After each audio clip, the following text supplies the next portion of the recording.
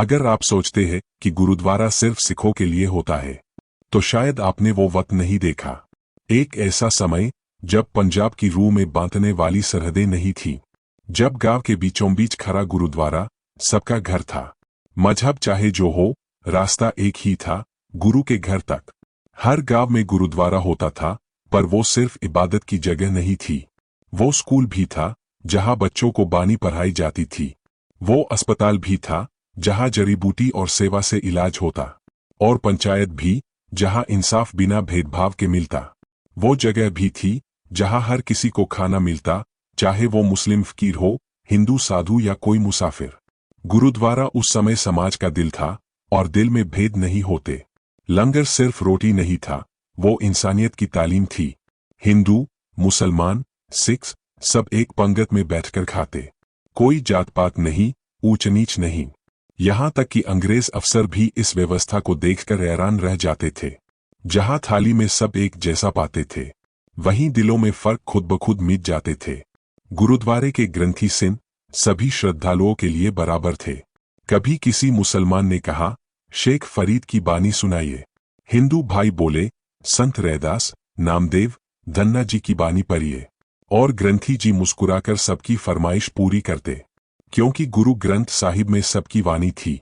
पर आत्मा एक ही की खोज में थी, परमात्मा की। गुरु ग्रंथ साहिब को हर धर्म ने अपने अपने लफ्जों में इज्जत दी। मुसलमान इसे किताबे नूर कहते थे, रोशनी की किताब। हिंदू इसे दिव्य शास्त्र मानते थे, आत्मा को जगाने वाला ग्रंथ। लोग अपने घरों में पंथी साहिब रखते थे, बरकत और मार्गदर्शन के लिए। यह ग्रंथ सिर्फ पढ़ा नहीं जाता था, इसे जिया जाता था। गुरु अमरदास जी ने कहा था, क्यों मंदा आखिए। और उस वक्त सिख औरतें सच में सम्मानित थी। हर बेटी गुरबानी पढ़ सकती थी। वो लंगर बनाती ही नहीं, समाज भी संभालती थी। पढ़ी लिखी थी, स्वाभिमानी थी, सेवा में अग्रणी थी। गुरुद्वारा उनका भी था, ना पर्दा, ना पाबंदी, बस श्रद्धा, ज्ञान और आत्मबल। उस समय के सिख बच्चे छोटे सेनानी होते थे। 5 साल की उम्र से ही पगड़ी बांधना सीखते। सवेरे उठकर जपुजी साहिब का पाठ करते, तलवार भी पकड़ते थे, सेवा भी करते थे।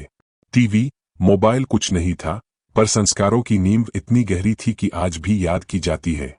और सिख धर्म की सबसे बड़ी खूबी, उसने कभी किसी को छोटा नहीं समझा, पर अपनी पहचान कभी खोने नहीं दी। उसने हर मजहब की पाक आवाज को अपनाया। कबीर, फरीद, रविदास सबकी रूहानी ताकत को सम्मान दिया। लेकिन फिर भी वो कोई शाखा नहीं बना।